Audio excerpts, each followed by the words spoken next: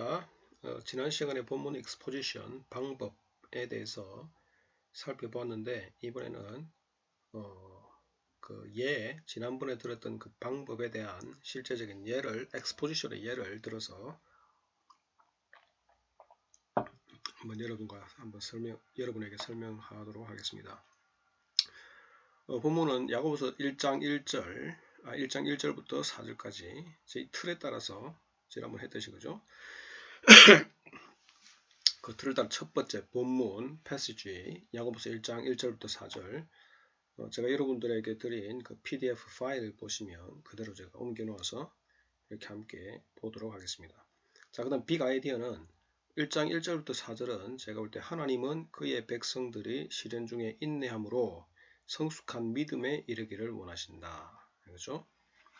하나님을 중심으로 해서 하나님께서 수신자들에게 원하시는 것.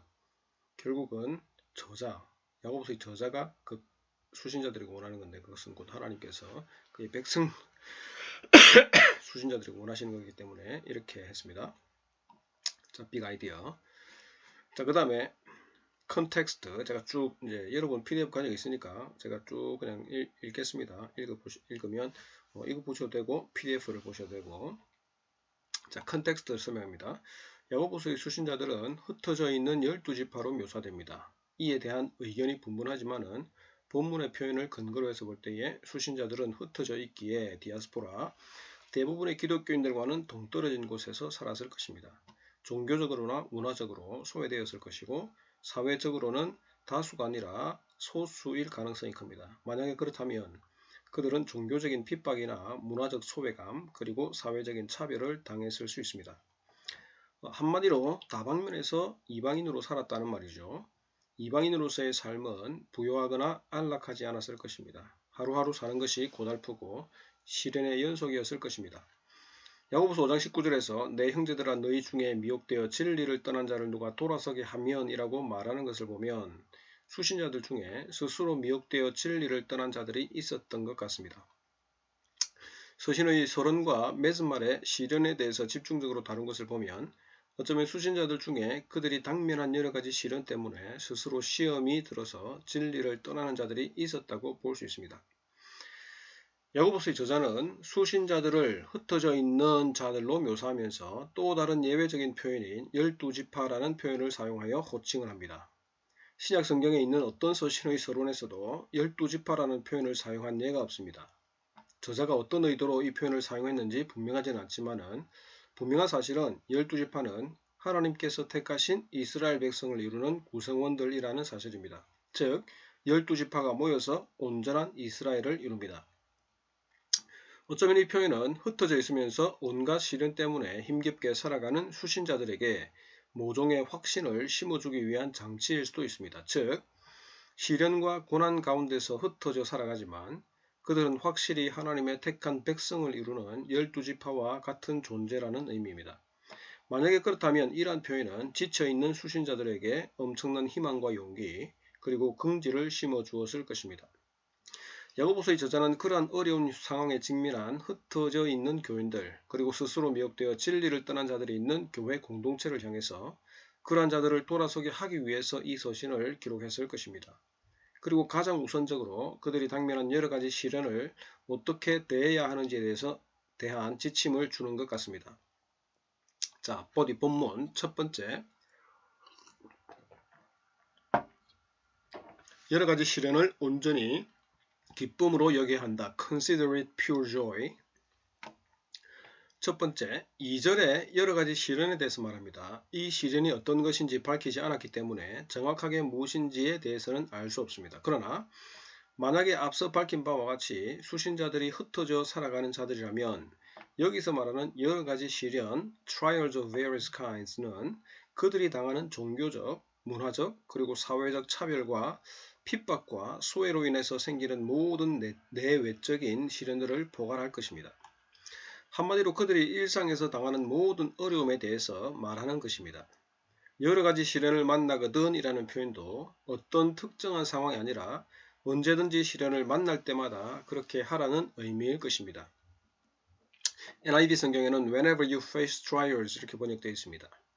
야고보서의 저자는 그러한 어려움을 만났을 때에 온전히 기쁘게 여기라. Count it all joy.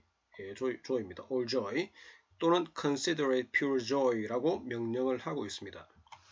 온전히 기쁨으로 여길 수 있는 것을 그렇게 하라고 명하지는 않았을 것입니다. 즉, 이 말이 내포하는 것은 여러 종류의 어려움들은 그것을 당하는 자들에게 기쁨을 주지 않는다는 것입니다. 시련은 언제나 힘든 것이고 슬픔을 주고 그것을 당하는 자의 기쁨을 앗아가는 것입니다. 더 나아가서 불만을 가지게 만들고 불평하게 하고 심지어 관계를 깨어지게 만들 수도 있습니다. 야고보서의 저자는 이런 시련을 만났을 때에 그 어려움의 원인이나 이유를 묻지도 따지지도 말고 온전하게 기쁨으로 여기라고 합니다.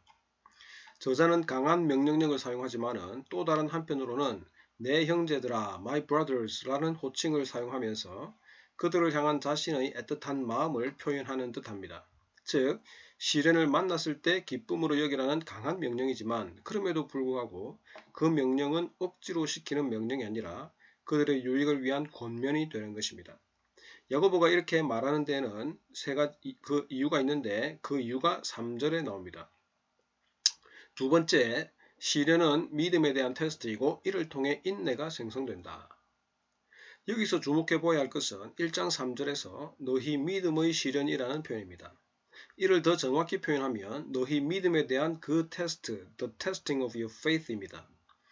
1장 3절에서 다짜고짜 그 테스트라고 한 것은 앞선 구절인 1장 2절에서 말한 바를 가리킬 것입니다. 이는 여러 가지 시련을 만나는 것이 신자의 믿음을 점검하는 시험이 된다는 것입니다. 즉, 여러 가지 어려움을 만났을 때에 그것을 온전히 기쁘게 여기는 자들은 그 시험을 통과하는 것이고 그렇지 않으면 그 시험에 실패하게 되는 것입니다. 3절은 이러한 시험이 인내를 만들어낸다고 합니다. 이는 인내가 시련을 만나는 모든 자에게 그냥 만들어지는 것이 아니라 온갖 시련을 만나도 그것에 굴복하거나 무너지지 않고 그러한 것들을 온전히 기쁨으로 여기는 자들 속에 만들어진다는 의미일 것입니다. 여기서 눈여겨보아야 할 것은 너희가 알미라 for you know 라는 표현입니다. 즉, 야고보서의 저자가 새로운 사실을 말하는 것이 아니라 이미 그들이 알고 있는 것을 다시 환기시켜 주려고 하고 있다는 것입니다. 두 가지로 생각해 볼 수 있습니다. 하나는 그들이 이미 알고 행하는 사실을 다시 한번 기억나게 해주는 것일 수 있습니다. 또 다른 하나는 그들이 아는 것을 제대로 행하지 못하고 있기 때문에 그것을 실천하도록 촉구하고 있는 것일 수도 있습니다. 서신 전체의 분위기를 보았을 때에 수신자들이 알고 있는 것을 잘 실천하고 있는 것 같지는 않습니다. 왜냐하면 저자가 야고보서에서 반복적으로 수신자들의 두 마음에 대해서 지적하고 있기 때문입니다. 만약에 저자가 야고보서의 수신자들이 이미 알고 있는 문제를 실천하지 못하고 있다는 사실을 지적하는 것이라면 시련을 만날 때마다 그것을 기쁨으로 여기고 이러한 시험을 통해서 인내가 만들어지게 하는 문제는 알매 문제이기도 하지만 실천의 문제이기도 합니다. 저자는 이를 다시금 당부하면서 시련을 만났을 때에 그것을 기쁨으로 여기는 것이 쉽지 않고 따라서 시련을 만나는 자들 속에 인내를 만들어내는 것은 더더욱 쉬운 일이 아님을 분명히 해줍니다. 그러나 그 쉬운 일이 아닌 것을 해냈을 때의 결과를 4절에서 설명을 해줍니다. 세 번째, 하나님은 이 모든 과정을 통해서 성도들이 부족함이 없는 성숙한 믿음에 이르기를 원하신다. 4절 초반부에서 인내를 온전히 이루라 and let steadfastness have its full effect 라고 합니다. 저자는 다시 명령력을 사용하여 인내를 온전히 이루라고 명령합니다. 즉, 이전 구절에서 말한 바 시련을 만나고 이를 기쁨으로 여겼을 때에 생성된 인내로 하여금 그 완전한 효과를 낼 수 있도록 하라는 것입니다. NIV에는 perseverance must finish its work 이렇게 표현이 되어 있습니다. 시련을 기쁨으로 여기는 신자 속에 생성되어 자리 잡은 인내로 하여금 그 시작한 일을 완성하도록 하라는 것입니다. 이 표현은 인내가 생성되었다고 해서 그것이 자동적으로 지속되지 않음을 암시합니다. 인내가 시작한 그 일을 마칠 수 있도록 지속적으로 노력을 해야 합니다. 시련을 만났을 때 의도적으로 기쁨으로 여기 하듯이 이미 생성된 그 인내가 그 일을 마칠 수 있도록 의지적으로 노력을 해야 한다는 것입니다. 주목해 볼 것은 인내를 온전히 이루라고 할 때에 일반적으로 일 또는 행위로 번역되는 명사인 에르곤이 사용된 것입니다. 즉 인내는 단순히 생각이나 마음으로만 되는 것이 아니라 행동으로 나타나야 합니다. 인내로 하여금 그 일을 이룰 수 있도록 해야 하는 것입니다. 이와 같이 할 때에 나타나는 결과가 4절 후반부에 나타나 있습니다. 즉 이어지는 부분에서 이는 너희로 온전하고 고비하여 조금도 부족함이 없게 하려 함이라 하고 말합니다. 한글 성경은 원인을 나타내는 듯 하지만 대부분의 영어 번역본들은 결과절로 번역합니다. So that you may be mature and complete, not lacking anything. 즉 인내를 온전히 이룰 때에 그 결과로 아무것도 부족함이 없는 성숙되고 완전하게 된다는 것입니다. 어떻게 번역이 되든지 저자가 말하고자 하는 것은 인내가 지속적으로 일을 할 때에 성도는 성도로서 어느 것 하나 부족함이 없이 더 성숙해지고 완벽해진다는 사실을 명확히 전달합니다. 결국 이 모든 과정들을 통해서 저자가 수신자들에게 전달하고자 하는 것은 시련을 만났을 때에 그 결과가 5장 19절에서 지적하는 바와 같이 미혹되어 진리를 떠나는 것이 아니라 어떤 것도 부족함이 없이 성숙하고 완전해지는 것입니다. 결론, 성도는 어떤 시련을 만나든지 그것을 기쁨으로 여겨하고 이러한 믿음을 시험하는 시련을 통과함으로 그 속에 인내를 소유하게 됩니다. 또한 성도는 그 인내가 계속해서 그 일을 감당할 수 있도록 노력하여 결국에 모든 것에 부족함이 없는 성숙되고 완전한 신앙인이 되어야 하는 것입니다. 애플리케이션 적용, 현재 내게 주어진 어려움은 무엇입니까? 그리고 그 어려움을 어떻게 대하고 있습니까? 온전히 기쁨으로 여기고 있습니까? 자, 그 다음에 기도. 기도는 제가 생략을 했고요. 자, 이런 식으로 여러분 PDF 그대로 쭉 제가 읽어드렸습니다. 이 폼을 보시고 1장 1절부터 14절을 1장 1절부터 4절을 어떻게 설명을 하는지, 엑스포지션은 제가 계속 말씀드리지만은 어떤 주석적인 작업보다는 주석적인 작업을 그 바탕으로 해서 그것을 본문을 정확하게 설명을 해주는 거기 때문에 자, 이렇게 자세하게 설명을 이런 형식에 맞추어서 하는 것이 필요합니다. 자, 여기까지 제가 직접적으로 여러분들에게 제가 한 것을 보여드렸고요.